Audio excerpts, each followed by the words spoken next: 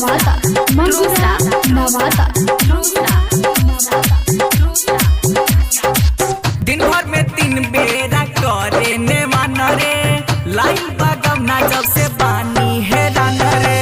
दिन भर में 3 बेरा करे ने मान रे लाइन बागवना जब से बानी है रान रे। महाना जब कहरी हमसे भूलेला सखी भातार मोरा गोहती में उठा के झुलुआ झूलेला सखी भातार मोरा गोहती में उठा के झुलुआ झूलेला सखी।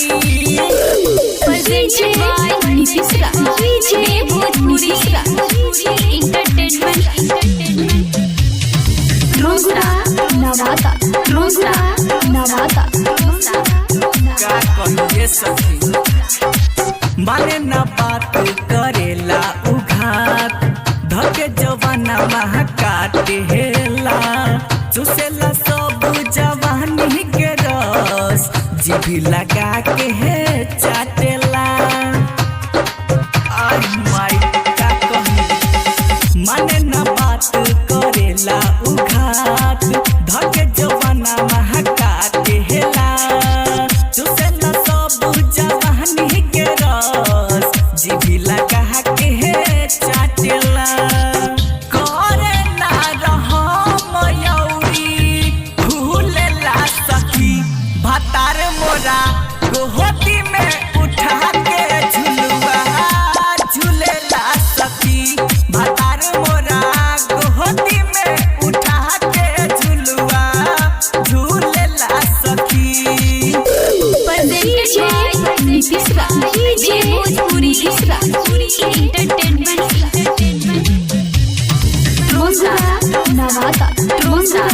नवादा दिन रात लगले रहता। नवीन आर्यन के का कही हम सखी लहंगे में रात बितावेला देखी के हंसेली ननद गोतिनिया तब शरम नाही आवेला। संजय नियन भतार मिलल बा का सखी बबलू ड्राइवर के का कही ये सखी लहंगे में रात बितावेला देखी के हंसेली ननद गोतिनिया तब शरम नाही आवेला।